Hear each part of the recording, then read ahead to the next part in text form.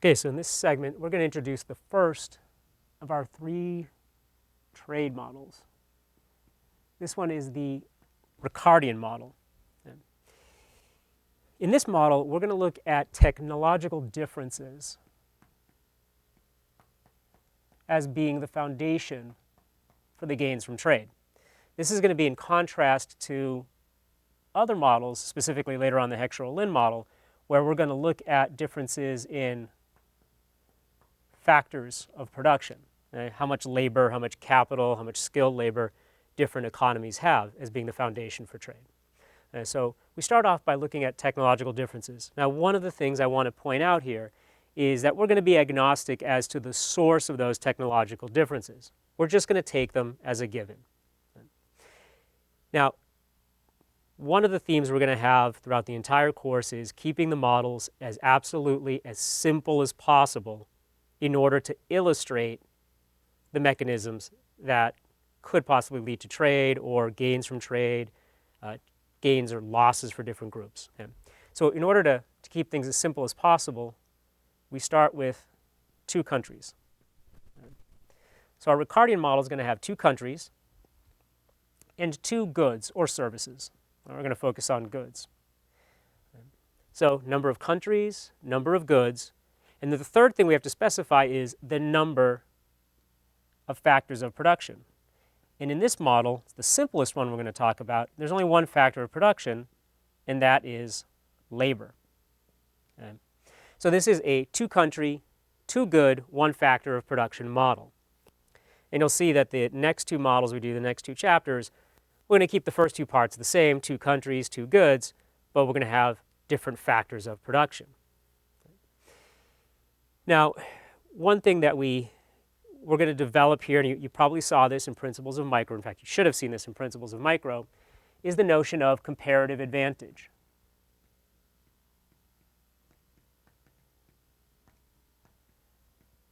As opposed to absolute advantage.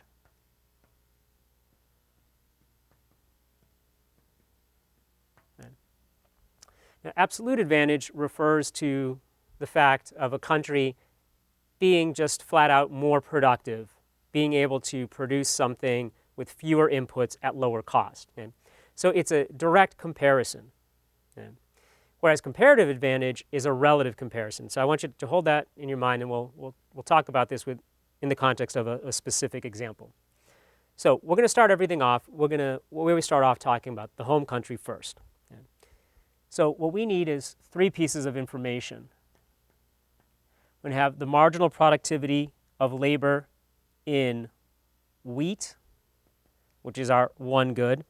We're going to say that that marginal productivity is 4. What does that mean? That means that each worker can produce 4 bushels of wheat. The productivity of workers in the cloth sector, which is our 2nd good, is 2. So each worker can produce 2 yards of cloth. So if you take a worker, you can have them producing wheat, and if they produce wheat, they'll produce 4 bushels of wheat. If they produce cloth, they'll produce 2 yards of cloth. The third piece of information we need is the total labor supply or number of workers. And for our example, let's say there are 25 workers in the home country. So what are we going to do with all of this information? It doesn't seem like a lot, right? Just 3 pieces of information. But this is going to let us develop the production possibilities frontier for the home country. And we're just going to decide we're going to put wheat on the x-axis and cloth on the y-axis, just so that we're all on the same page, putting the same goods in the same axes. Everything we do, you could flip the axes around, it doesn't make a difference.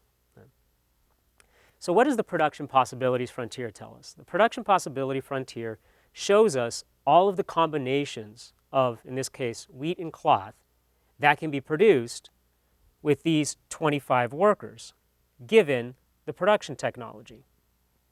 So we said a few minutes ago, we're focusing on differences in technology. And those technologies are reflected in these marginal productivities right here.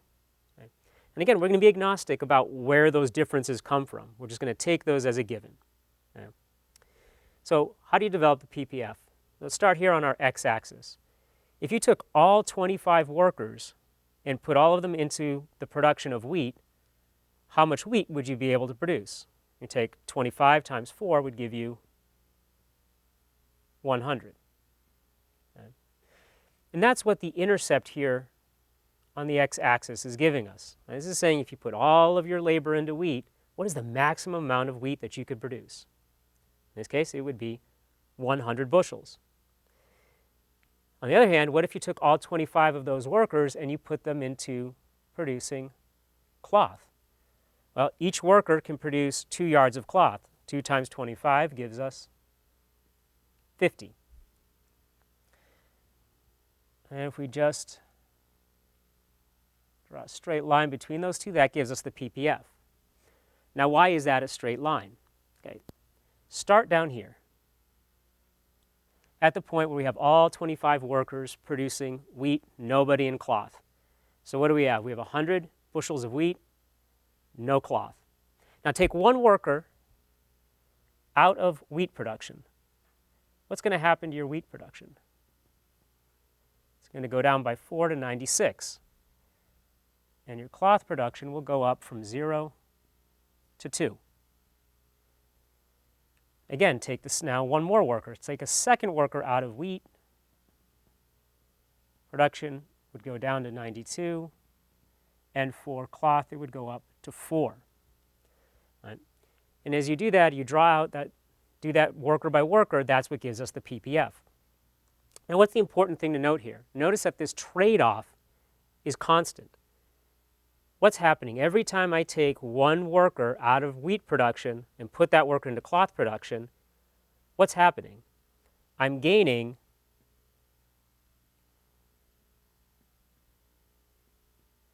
2 yards of cloth, and I'm losing 4 bushels of wheat. Okay? So my trade-off here is 2 for 4 or 1 to 2. And what's so special or what's so important about that trade-off? That is the opportunity cost. Right? And the opportunity cost of what? Well, it's the opportunity cost of producing more wheat. Okay? We always state our opportunity cost in terms of the good that is on the x-axis. Right? So I stated it in terms of starting down here where we're producing nothing but wheat, but you can flip that around and start up here we're producing only cloth and no wheat. Right? So logic works in both directions. If I start from here, if I'm producing 50 yards of cloth and no wheat, and then I take, so I've got all 25 workers in cloth production, and I take one worker out of cloth and put that worker into wheat, what am I going to have? I'm going to lose 2 yards of cloth and gain 4 bushels of wheat. In other words, each additional bushel of wheat that I'm producing is costing me a half a yard of cloth.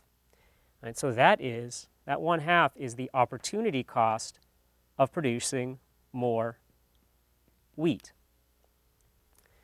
Right, if you flip that around, the change in the quantity of wheat over the change in the quantity of cloth, which is 4 over 2, or just 2, that is the opportunity cost of producing cloth.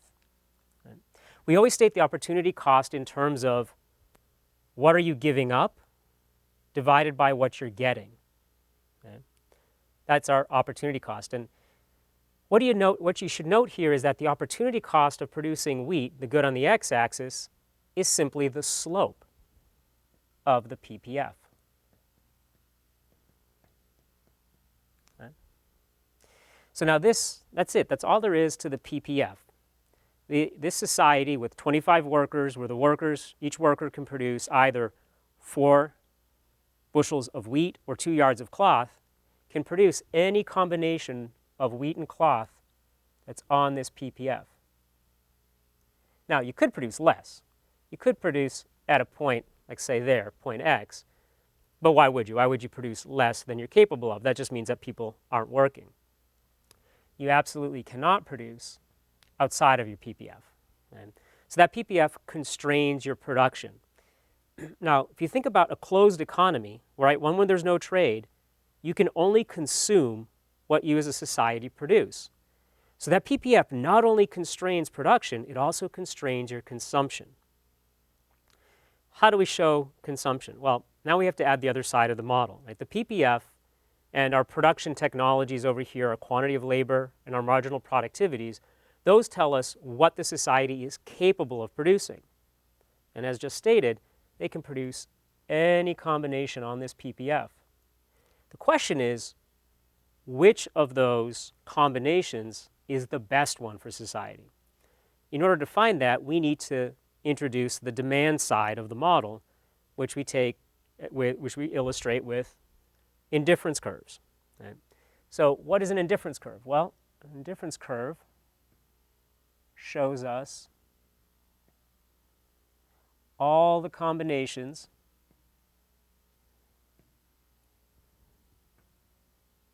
of cloth and wheat that yield the same level of utility.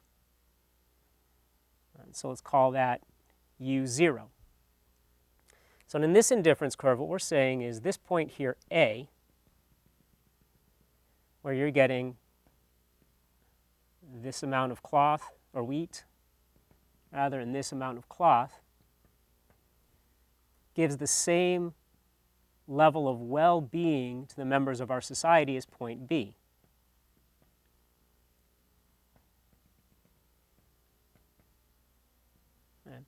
So we'd say that society would be indifferent between points A and B if they give the same level of well-being.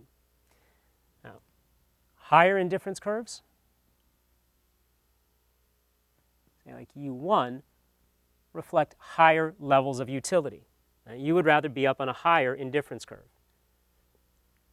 And it's easy to illustrate that by picking a point like C. Now, what's true at point C? If you compare it to point A, what do you notice? Compare C to A. At point C, the society would be consuming more wheat and more cloth at C than they would at A. So clearly, that would be a better point. Right?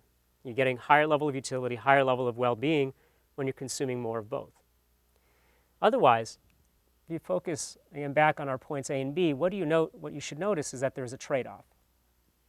Right? If I'm going from B to A, I have to give up a certain amount of cloth in order to gain this additional amount of wheat. Okay? So now we're going to put these two together. Our PPF shows us all of the combinations of wheat and cloth that the society can produce.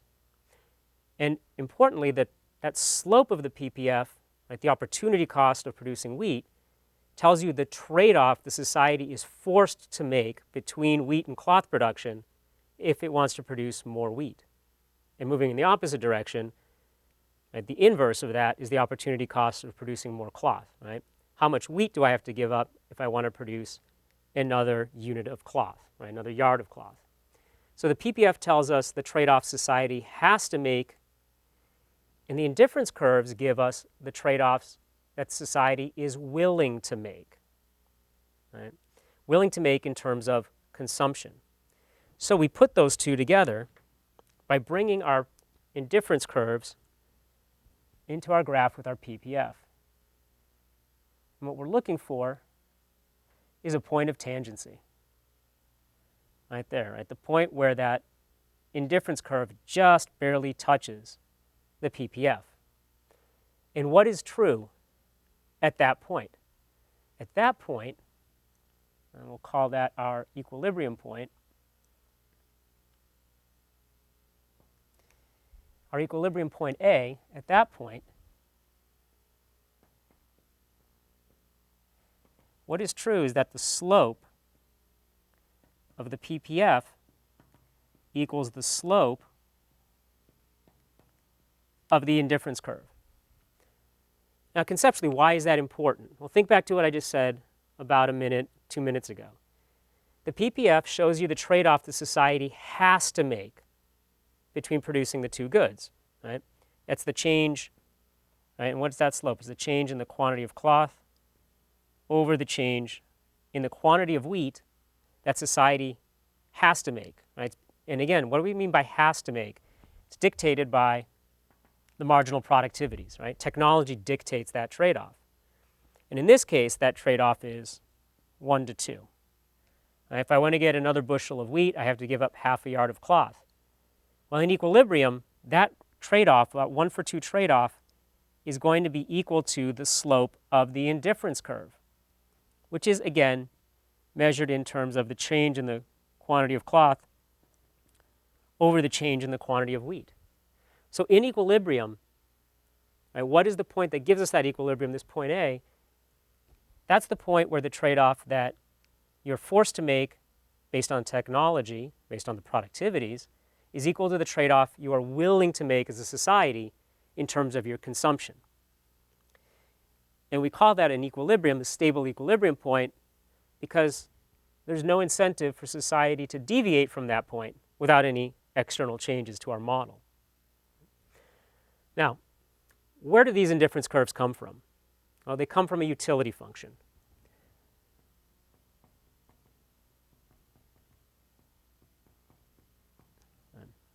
I'm not actually going to ask you guys to work with utility functions in this class.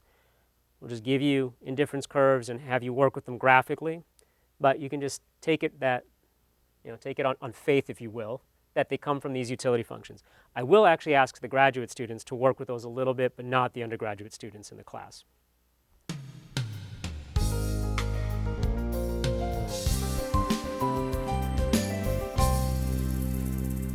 So in this second video, we're going to continue developing the Ricardian model. In the first video, we developed everything for the home country. Now, of course, if we're going to talk about a trade model, we have to have at least 2 countries, right? And as stated before, we're going to keep our models as simple as possible, which means just 2 countries. It's important to note that the predictions will extend to a world with multiple countries and multiple goods, but we need to start with the most basic model possible. So again, just as we had for the home country, we're going to need 3 pieces of information for the foreign country. We need the marginal productivity of labor of foreign workers in wheat, the marginal productivity of the foreign workers in cloth, and the total number of workers in the economy. And we use asterisks or stars to denote the foreign country. And so using what we did last time, it's easy enough to develop the PPF for the foreign country. So again, what is the intercept here, right, on the wheat axis? And we're going to be consistent here, right? If for the home country, if you put wheat on the x-axis and cloth on the y-axis, you want to do the same thing for the foreign country. It's important to be consistent. When you're solving problems on homeworks or on exams, it doesn't matter to me which good you put on which axis, but you have to be consistent and do the same thing for both countries and throughout the whole problem. The wheat or x-intercept here, what does that give us? Well, again, remember, you imagine if you take all, in this case, 100 workers and put them into wheat production, this point here will tell you the total amount of wheat that society can produce. If you have 100 workers and each worker can produce 1 bushel of wheat, then the maximum wheat production you can get is 100 bushels. Likewise, up on our y or our cloth axis here, if you took all 100 workers and put those workers into cloth production, you'd be able to produce 100 yards of cloth. So this is the PPF for the foreign country. And it's important to note, again, that the slope gives us the opportunity cost of producing wheat. And what is the slope in this case? The slope is -1. Right? So actually the slope is the negative of the opportunity cost. And what does that tell us? Well, that tells us that in order to produce 1 more bushel of wheat, what's going to happen? you're going to have to take one worker out of cloth production and put that worker into wheat production. So you will gain 1 bushel of wheat, but you're going to give up 1 yard of cloth. Right? Remember, that slope is simply the change in the quantity of cloth over the change in the quantity of wheat being produced by a society. So now let's take what we have with the foreign country and put it all together with what we did in the previous video for the home country and see how we can show comparative advantage. So we're going to just create a little table here, and I'm going to list the countries here as the rows, and we're going to put the goods up on the columns here. Okay? And so we'll start off with, since we're putting wheat on the x-axis, let's put wheat as the first column, and then cloth here. Okay? So let's create a little 2x2 table. And what we're going to put in here is we're going to put our opportunity costs in here. Okay? So up here, this is the opportunity cost of wheat in the upper left. It's the opportunity cost of producing more wheat in the home country. And so the lower left is the opportunity cost of producing wheat in the foreign country, and then likewise for cloth in the second column. So we think back to, what did we say last time? Now, remember last time, right, when we developed the model for the home country, we said that the marginal productivity of labor in wheat for home country workers was 4. And the marginal productivity of labor in cloth for home workers was 2. Okay? And so when we went through and we developed our model,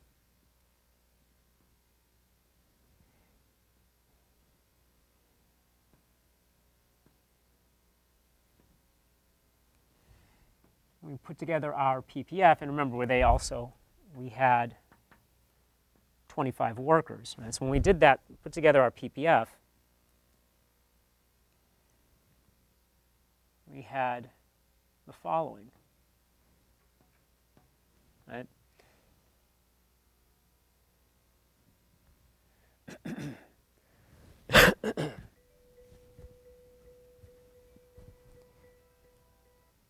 So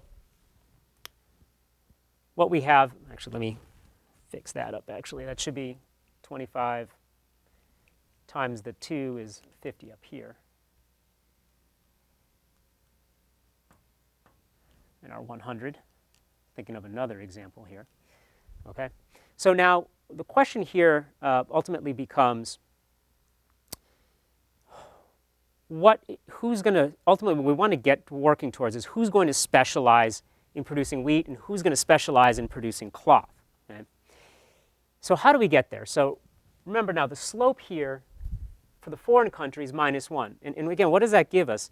The slope of the PPF gives you the opportunity cost of the good that's on the x-axis, as we said in the first video.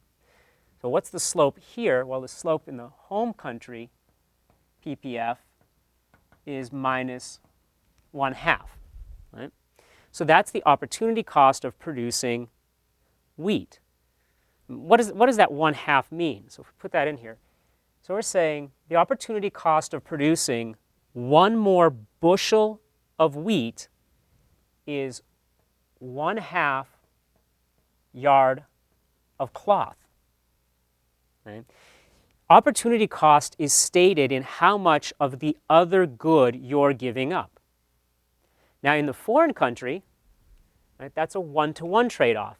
So the opportunity cost of producing another bushel of wheat in the foreign country is 1 yard of cloth. Okay? Now intuitively, where do those trade-offs come from? Well, think about it. If I take 1 worker in the home country and put that worker into producing 4 bushels of wheat, so I'm going to get 4 bushels of wheat. What am I going to give up? I'm going to give up only 2 yards of cloth. Okay? And that's the key thing to recognize, that what we're talking about is we're talking about shifting resources.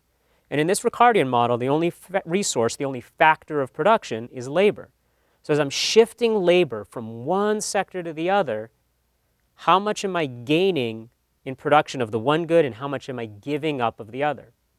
So I'm going to gain 4 bushels of wheat and give up 2 yards of cloth, or in other words, for each additional bushel of wheat, I'm giving up half a yard of cloth. Likewise, for the foreign country, well, in this case, workers are equally productive.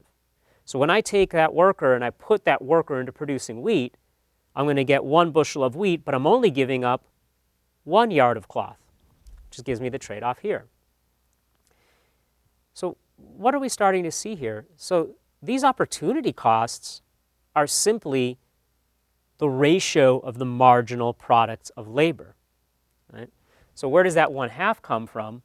Well, so the opportunity cost of producing wheat in the home country is simply equal to the marginal product of labor in cloth over the marginal product of labor in wheat, which is equal to 1/2.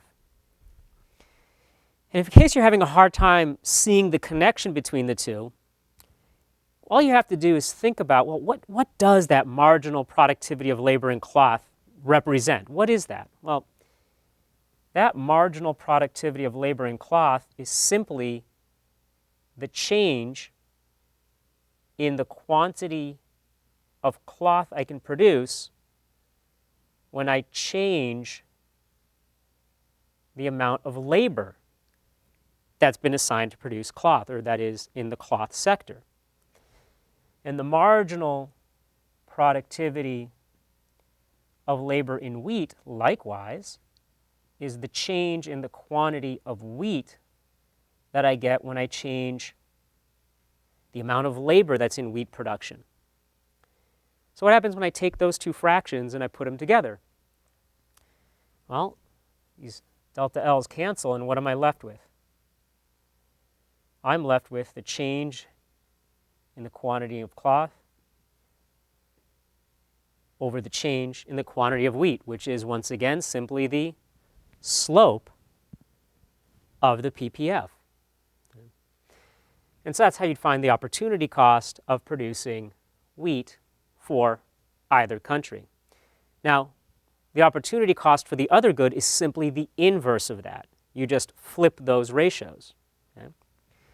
So the opportunity cost of cloth production in home is 2 bushels of wheat. The opportunity cost of producing cloth in the foreign country is the inverse of 1, which is, again, simply just 1 bushel of wheat. So now the question is, in which good does each country have comparative advantage? We define comparative advantage based on which country has the lower opportunity cost of production. So if you're focusing on wheat, for home, its opportunity cost of producing wheat is only half a yard of cloth, which is lower than the 1 yard of cloth for foreign. So by that measure, home has the comparative advantage in producing wheat. Foreign has the lower opportunity cost of producing cloth. Right? Its opportunity cost of producing cloth is only 1 bushel of wheat, whereas in home, it's 2 bushels of wheat. So foreign has its comparative advantage in cloth. Now, there are a couple of very important things to note here. First, note that each country has a comparative advantage in spite of the fact that home country workers are actually more productive in both sectors. And home country workers can produce, or a single home country worker can produce 4 bushels of wheat, whereas a foreign worker can only produce 1 bushel of wheat. Likewise, a home country worker can produce 2 yards of cloth, whereas a foreign worker can only produce 1 yard of cloth. So in terms of the absolute productivities, home country workers are flat out more productive all across the board. Or in our terminology, we would say that the home country has an absolute advantage in both wheat and cloth production. And as we said in the beginning of the first lecture, absolute advantage is determined by just comparing directly the productivities within a sector across the countries. Right? So the absolute advantage in wheat production rests with the home country, right? 4 bushels of wheat per worker as opposed to 1. And the same is true for cloth production. Okay? Why is this important? This is important because one of the arguments people will sometimes make against trade is that a country that has low productivity cannot possibly trade with other countries because it's just not productive enough. According to the Ricardian model, that's not true. So long as a country has a comparative advantage, which according to the model every country will, it still has a good in which it can focus, in which it can specialize. And that's what we're going to turn to here in a little bit. So before we do that, let's go back and look at our home country. Okay? And let's say that the home country in equilibrium consumes here at 50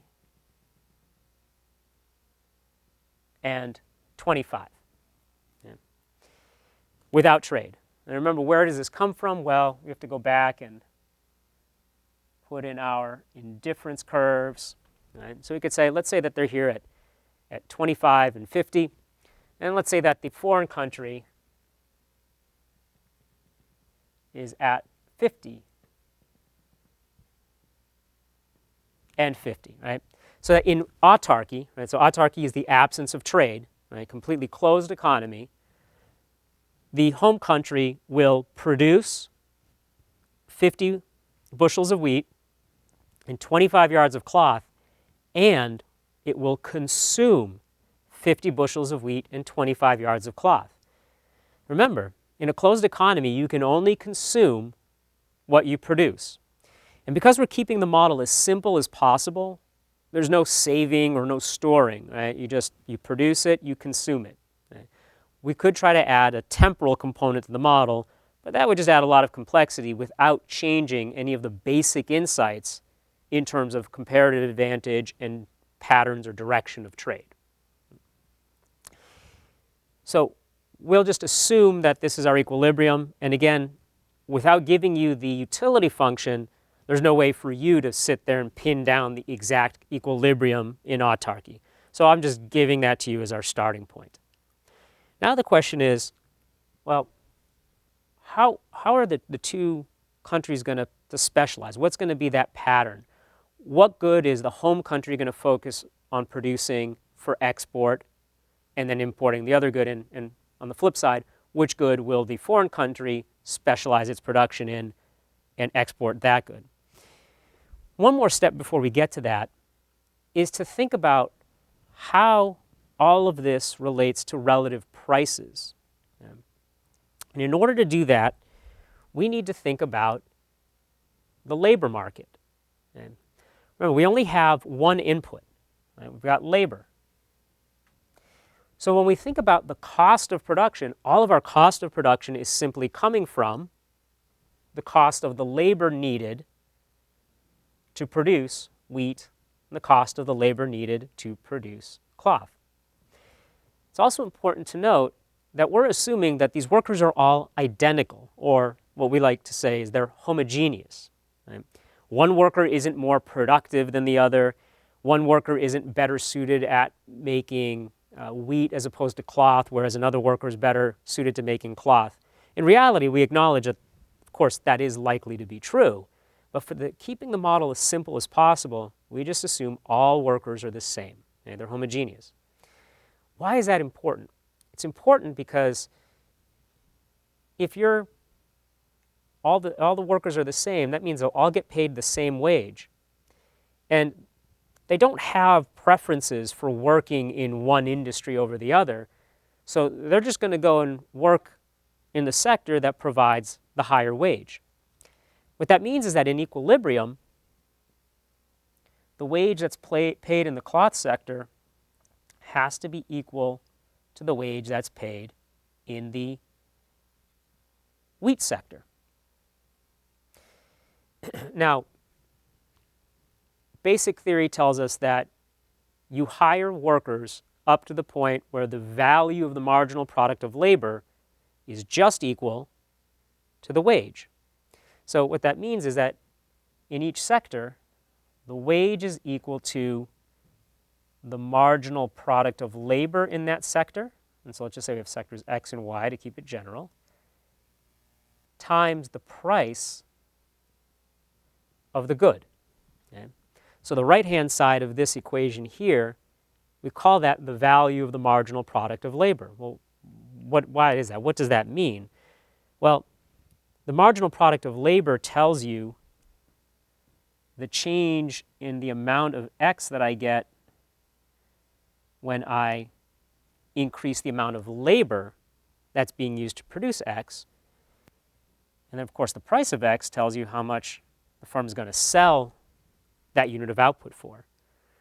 So what happens when you take those two pieces on the top, the change in the quantity of X times the price of X, that's how much that additional output is worth on the market.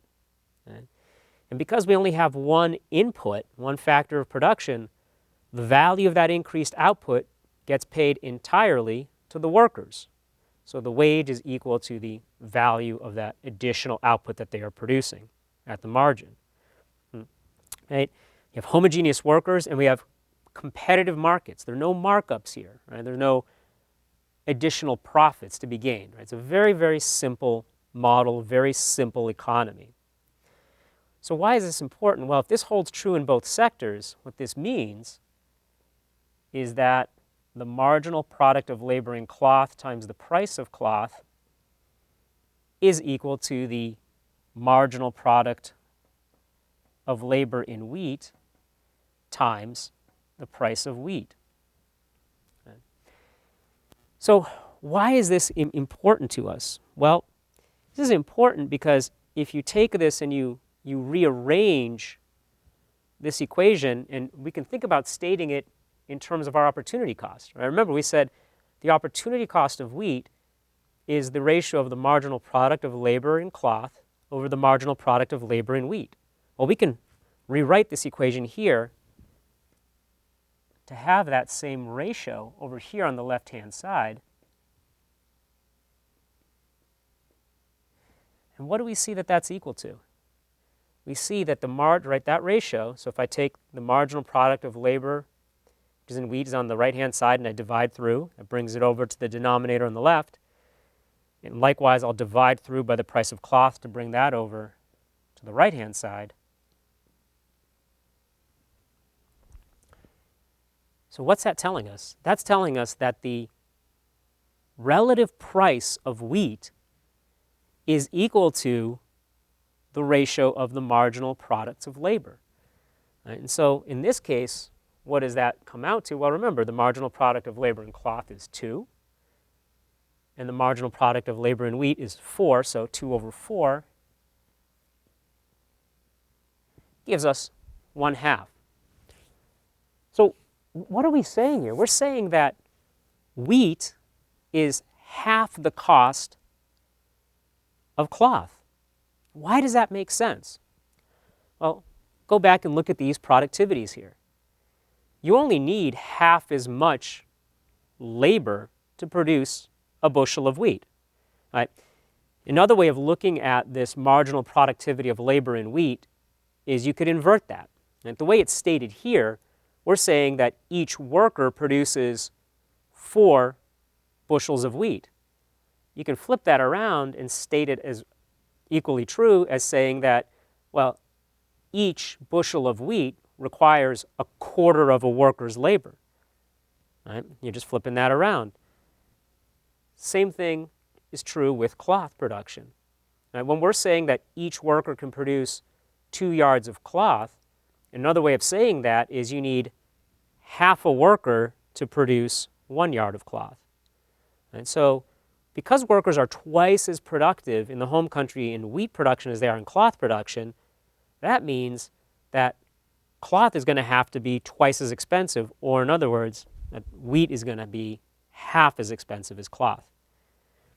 If you do the same thing for the foreign country, you would find out then that the relative price of wheat in foreign is 1/1, right?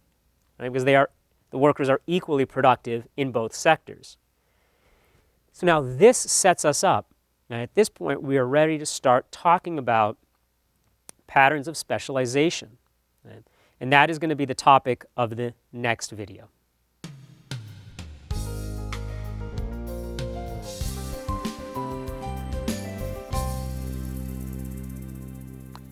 Okay, so in part 3 of our Ricardian model videos, we're going to take everything that we did so far and we're going to put it all together to show the international trade patterns. And we'll pick an equilibrium point in trade, but again, without having the utility functions, you guys can't actually pinpoint the exact equilibrium. But given those 6 pieces of information, right, marginal productivity of labor in cloth and in wheat in the home country, and the labor supply in the home country, the marginal productivity of labor in wheat and cloth in the foreign country, and the labor supply in the foreign country. With those 6 pieces of information, you can develop the home country and foreign country PPFs and determine comparative advantage in each good. So that's what we're going to pick up here. So when we left off, right, in video 2, we ended by talking about the relative price of wheat and cloth in home and foreign. So the relative price of wheat in the home country is 1/2. The relative price of wheat in foreign is 1. And remember, those are also the slopes, when you add the negative sign, the slopes of the PPFs in the 2 countries. We're going to set up our example, and we're just going to assume that the home country's equilibrium in autarky is at 50 bushels of wheat and 25 yards of cloth, and for the foreign country, it's 50 bushels of wheat, 50 yards of cloth.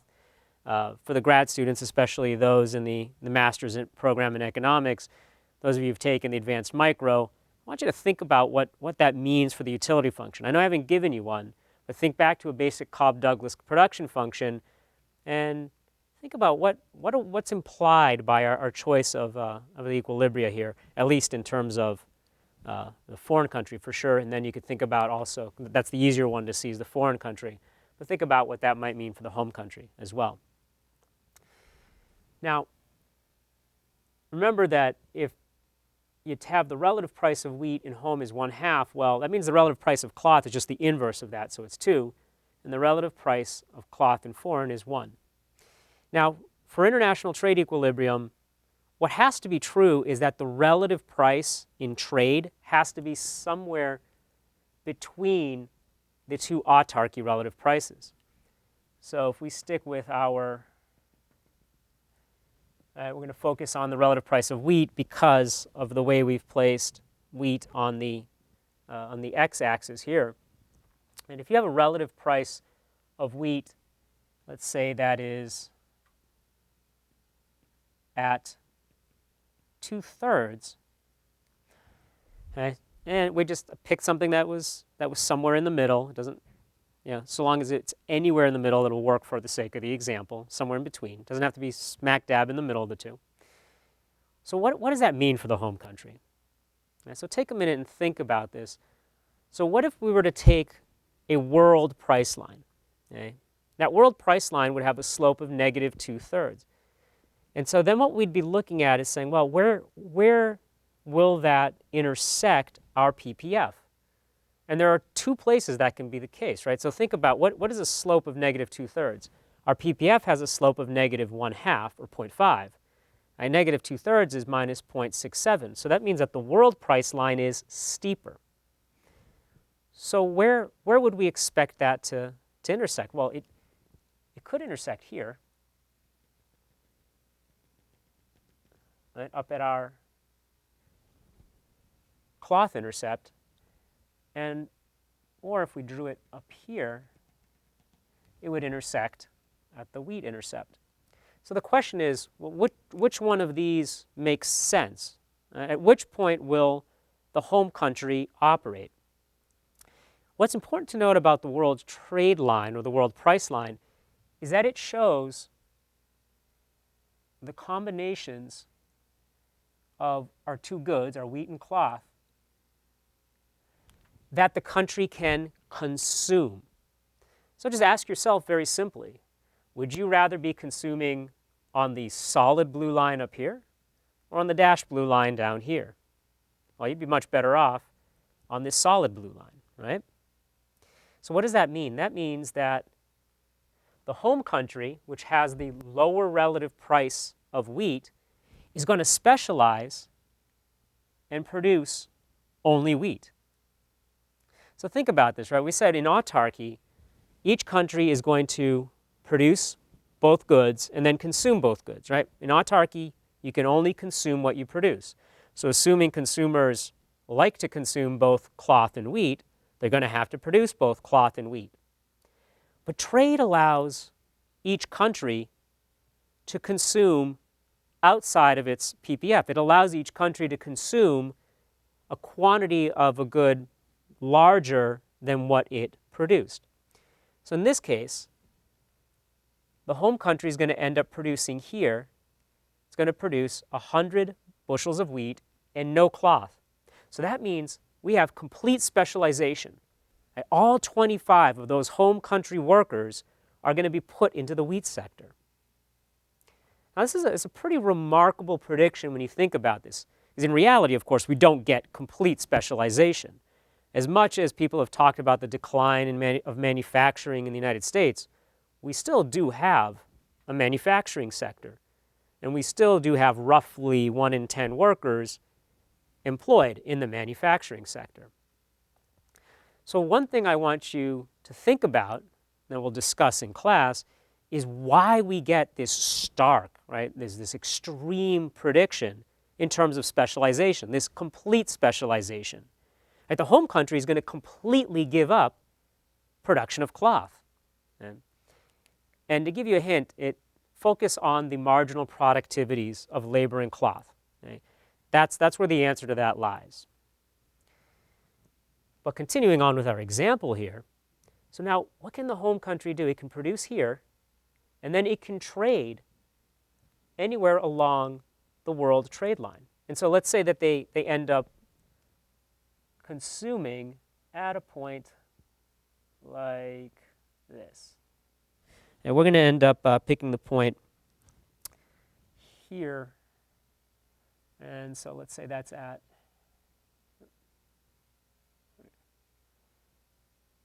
let's say they get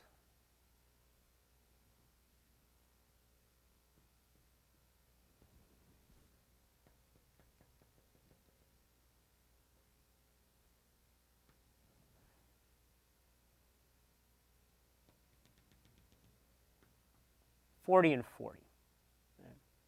And again, I haven't given you a utility function, so you're not going to actually be able to solve for that point yourself. Okay? So what's true here? So let's draw the indifference curve that's associated with this point here. Okay?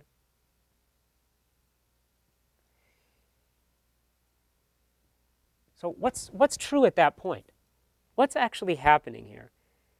Well, the first thing you should notice is that production and consumption are two totally different points. Right? So home is producing 40 bushels of wheat, but only consuming 60. So what is that difference here?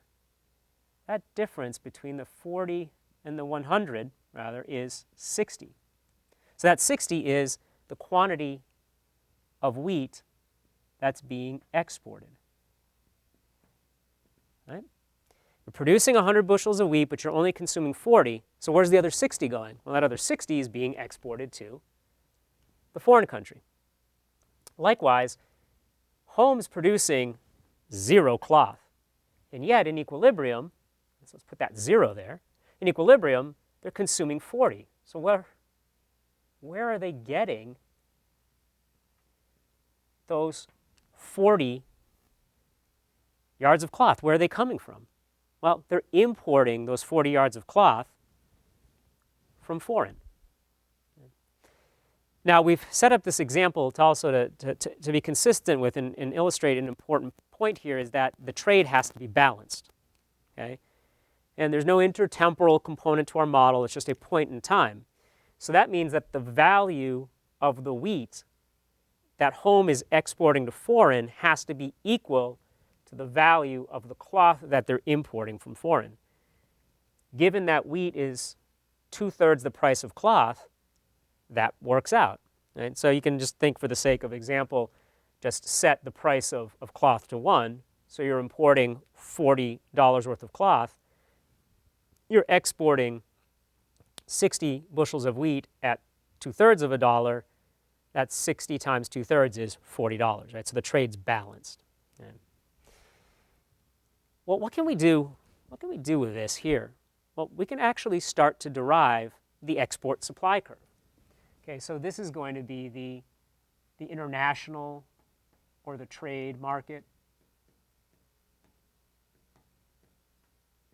And we're going to derive that based on our two graphs.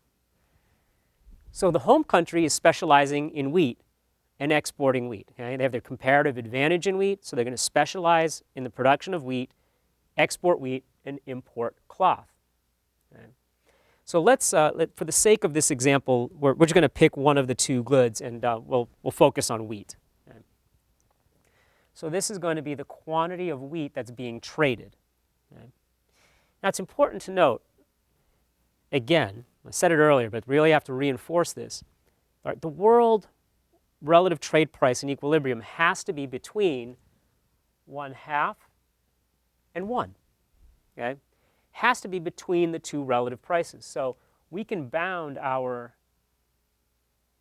relative prices here. And so what's going on the y-axis here is not a single price, but a price ratio.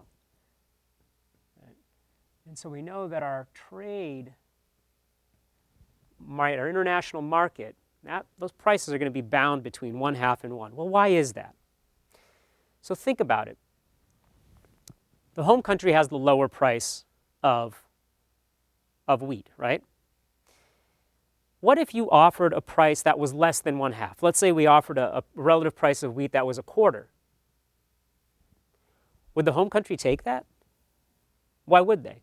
You say, well, they're definitely not going to export wheat at that price. They would want to import wheat, right? Because the relative price of wheat is below their own price.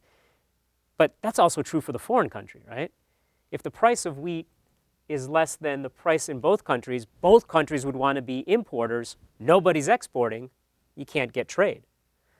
Likewise, if the relative price of wheat is greater than 1, what does that mean? Well, that means both countries want to export. They can get a higher price by exporting wheat than they can domestically and selling it. So everybody wants to be an exporter. Nobody wants to import. Once again, you can't get trade. So that relative world price has to be between the two autarky prices if you want to give an incentive for both countries to engage in trade. So let's start with developing the export supply curve. The home country is the exporter, so we'll develop the export supply curve. Now, if the price is exactly equal to 1/2, what's the home country going to do? Well, here they could actually go either way. They could engage in trade or not. Right? In equilibrium, in autarky, we know that they produce at 50 and 50. Let's say that they decided, even at a price of 1/2, to completely specialize and just trade back to get to that consumption point of 25 and 50. Well, so that means actually what we have is that they would be willing to completely specialize, produce 100 bushels of wheat, consume the 50, and then export the other 50. On the other token, they could just decide, the home country could just decide to continue producing at 50 and 25 and not engage in trade at all. When the world price is exactly equal to the autarky price, the country is indifferent, right? It has no effect on the level of well-being. So that's why we end up with this horizontal segment to the export supply curve. Again, this is another kind of strange artifact of the Ricardian model. You won't see this in later trade models. Now, what happens when the price goes up to 2/3? The way we've set up our example here, exports go up to 60.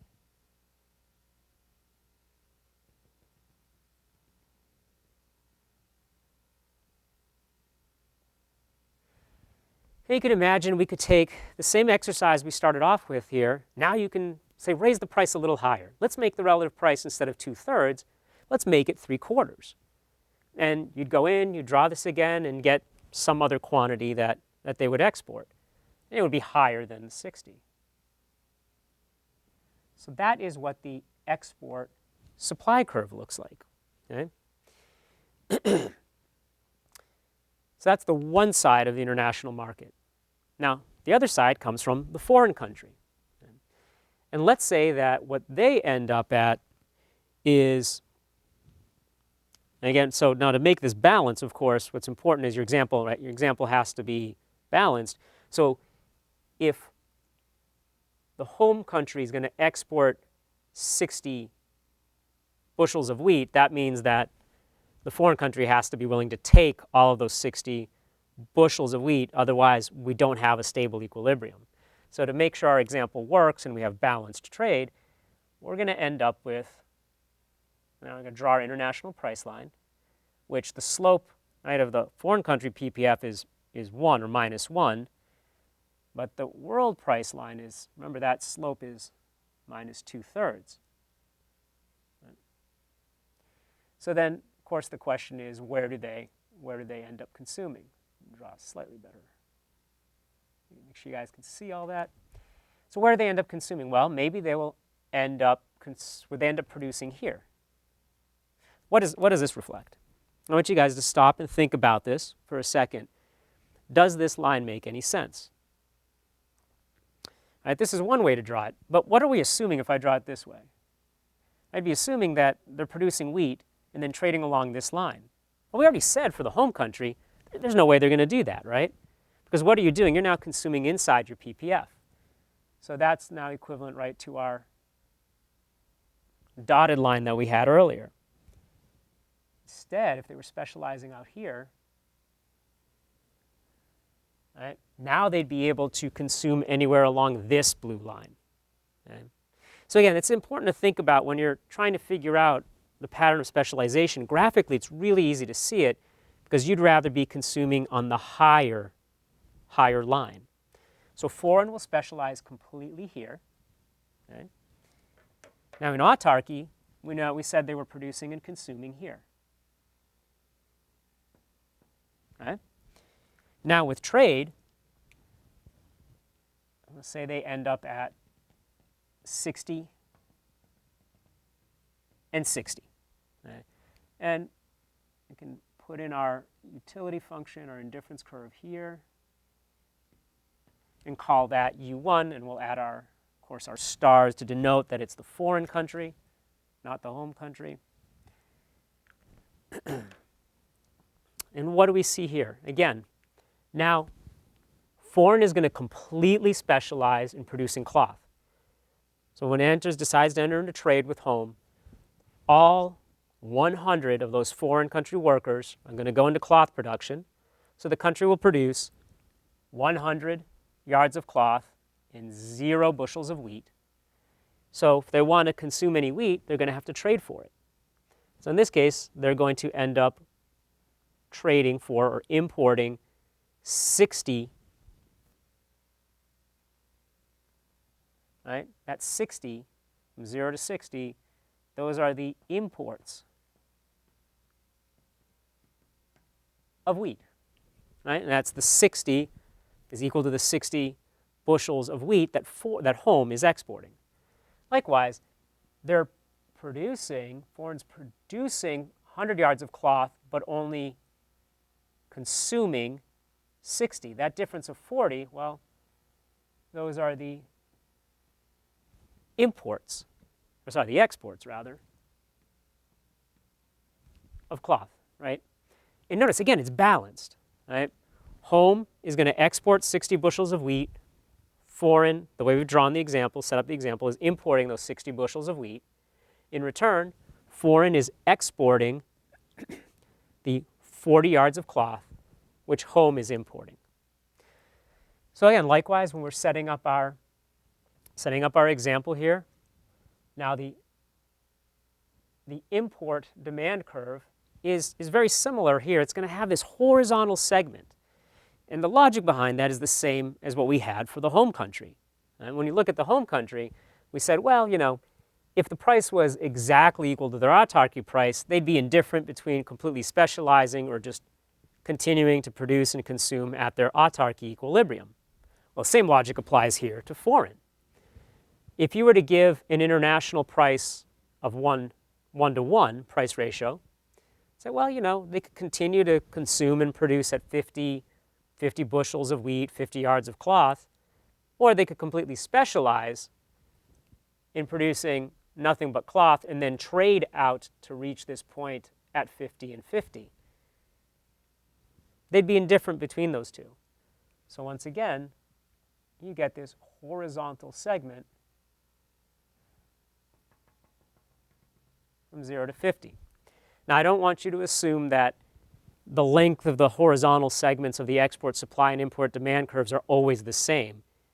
It just happens in this setup, in this example, they come out to be the same. You determine the horizontal length of that segment of the import demand curve based on the difference between the production and consumption of wheat in autarky, which was 50, and in specialization, which is 100. Right? So it's that 0 to 50, that's where you get that horizontal segment, just as we did here for the home country and the export side of the market. And the way we've drawn it at that price of 2/3, here is our import demand curve, there's our equilibrium. Okay? Again, where we end up, right, where we end up in equilibrium, the exact quantity of trade, right, the amount of the good that's going to be traded, the equilibrium price, in order to solve for that, you'd actually have to have the demand side of the models, right, the utility functions. Right? I'm not going to ask you guys to be able to solve that. I just want you to understand the basics of how you can derive export supply and import demand curves using these PPFs. Now, there is one last and very important thing we need to show, or that we can show with this model, and that is the gains from trade. Okay? So up to this point, what we've shown is how these differences in productivities can provide a basis for trade, okay, and determine the pattern of specialization. But how do we really show gains from trade? Well, we can do this two ways. The first is graphically, and this is really straightforward. For each country, just compare the levels of utility, right? Look at the indifference curves. In autarky, the home countries on indifference curve U0 at this point of 25 and 50, right? 50 bushels of wheat, 25 yards of cloth. When they specialize and produce nothing but wheat and then trade for the cloth that they're going to consume, they end up at 40 and 40. Now, on the basis of just looking at the two bundles of consumption, you can't say one is necessarily better than the other because there's a trade-off. In trade, they end up consuming less wheat and more cloth. But according to the indifference curves, that trade quantity, equilibrium trade quantity of 40 and 40 is better than the 25 and 50 because it yields a higher level of utility or a higher indifference curve. And the same thing is true for the foreign country.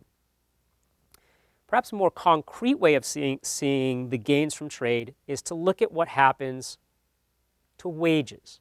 Okay? Now, we haven't talked about money at all in this model, So when we're talking about the wages for workers, we state those in terms of the purchasing power of their labor. What can they get for the amount of work that they perform?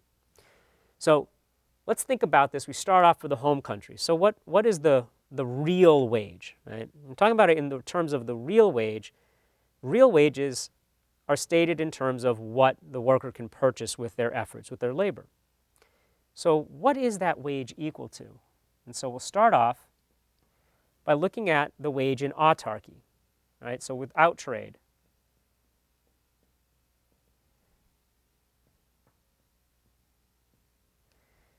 And so what's important here is we have two goods. So we have to state the worker's wage in terms of the purchasing power of each good.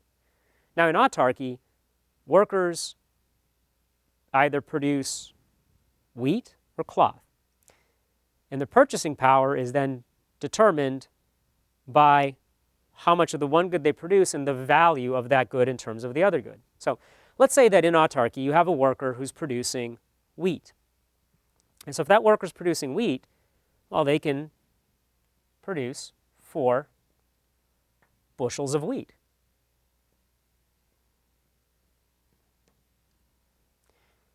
Or that worker could instead produce cloth, and then that worker would be making 2 yards of cloth. Now, what's important to note is that in equilibrium in autarky, the value, right, of those 4 bushels of wheat is equal to the value of the 2 yards of cloth. Remember that the relative price of wheat is 1/2.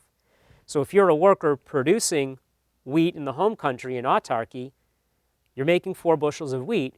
You could sell those 4 bushels of wheat at a price of 1/2 and buy 2 yards of cloth.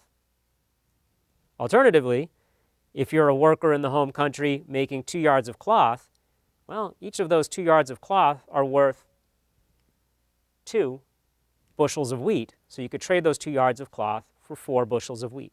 Okay? So we've stated the wage in terms of the purchasing power of the 2 goods. And in autarky, of course, those are equal. In not the quantities, but the values. Okay? What about with trade? Well, what do we know is true in trade? That the home country workers are all going to produce wheat.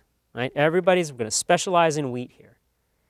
So the purchasing power or the real wage of the workers' efforts are still equal to 4 bushels of wheat.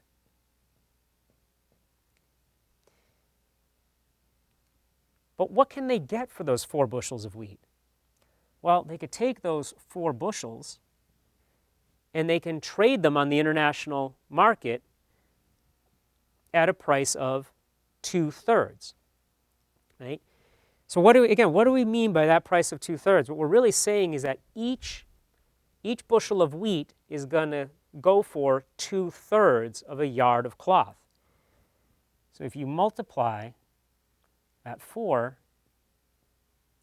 times 2/3, you get 8/3, or in other words, 2 2/3 yards of cloth. So what do we see here? What we see is that the purchasing power of the workers' time and effort has increased in terms of the imported good, okay? Just in terms of the imported good. It stayed the same in terms of the good where they specialize and export. We could do the same exercise for foreign. For the foreign country, in autarky, we know that they can produce either 1 bushel of wheat, and each worker can do that, or 1 yard of cloth. But what about in trade? Well, in trade, we know that the foreign country workers are going to continue to produce cloth and give up any production of wheat. So we know that, well, their labor is still going to get them 1 yard of cloth. But now they can take that 1 yard of cloth and trade that 1 yard of cloth for 1.5 bushels of wheat. It's the inverse of it because they're selling the cloth, right? So they're selling it at a price of 3/2 or 1.5, which gives them 1.5 bushels of wheat. So what's true here is that, once again, what we see is that wages go up in terms of the good that's being imported. Okay? Wages stay the same in terms of the good that where the country specializes and continues to produce, but goes up in terms of the imported good. So you can imagine if so long as all of the workers like to consume both wheat and cloth, they're going to be better off because their total purchasing power has gone up.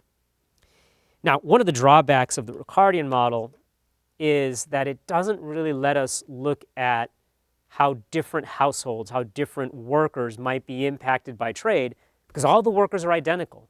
Right? Within a country, everybody gets paid the same wage. There are no winners and losers from trade. Right? Society as a whole gains, and everybody wins in this very simplistic model. So that's one of the drawbacks. Fortunately, of course, there are several models that will allow us to look at how some households, some workers in a society might gain while others lose when we open up to trade. Okay, but this simple Ricardian model, because we only have one factor of production and all the workers are identical, they're homogeneous, doesn't really let us look at these more complex, more nuanced, and also more realistic scenarios that might arise from trade. We will take a look at that in chapters 3 and 4 when we focus on specific factors and the Heckscher-Ohlin model. That completes the Ricardian model.